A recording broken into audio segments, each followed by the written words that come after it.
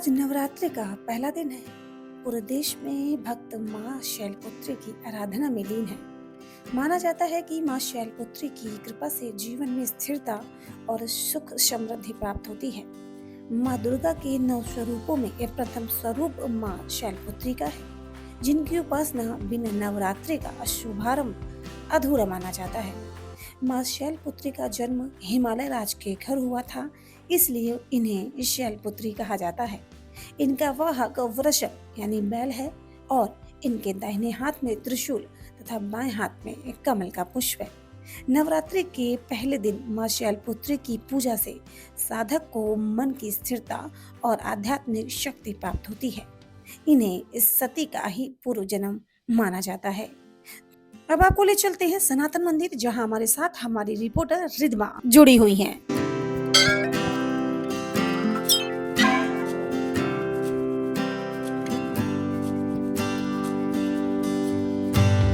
जय माता दी।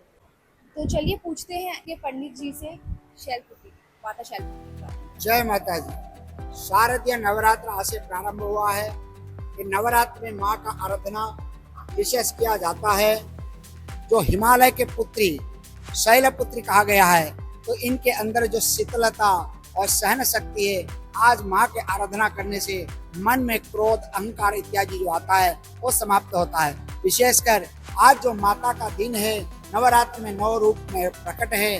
जो पहला पुत्री शैलपुत्री है, जैसे घर में अपने बच्चों का 10 का नाम अलग अलग रखते हैं, जैसे किसी लड़का लड़की का अलग अलग नाम रखते, ऐसे माँ का स्वरूप है।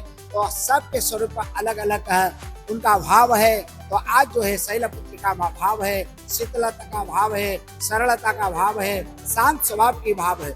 आज के दिन आराधना करने से घर में सुख शांति प्राप्ति होता।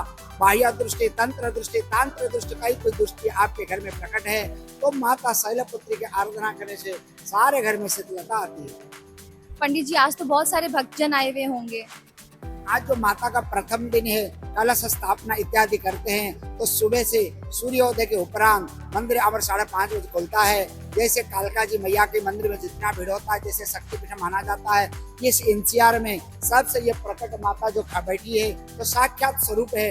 ऐसे झंडा वाली जैसे शक्तिपीठ है, इस शक्तिपीठ में इतना ऐसे ही बहुत प्रकार में माता और बहन सब इत्यादि आके माँ का आराधना करके पूजा अर्चना करके गए हैं। बाकी शाम के समय सायं आरती जब होता है, तो कम से कम इकट्ठा यहाँ 3-4 हजार आरती होते हैं, तो उनके दर्शन आरती करके मनोवांछित फल माँ के जो पूरा करती माँ, तो इसलिए आते। तो यहाँ से पहले नोएडा में रहते थे, तो इसी आसपास में रहते थे। अगर कोई बम्बे मद्रास से नहीं अमेरिका चले गए, अगर एक बार आता दिल्ली में, तो इस माता रानी का दर्शन करना नहीं भूलता, क्यों ये माता रानी साक्षात झोल भरने वाली है। चलिए आपको इस मंदिर से दर्शन करवाते हैं।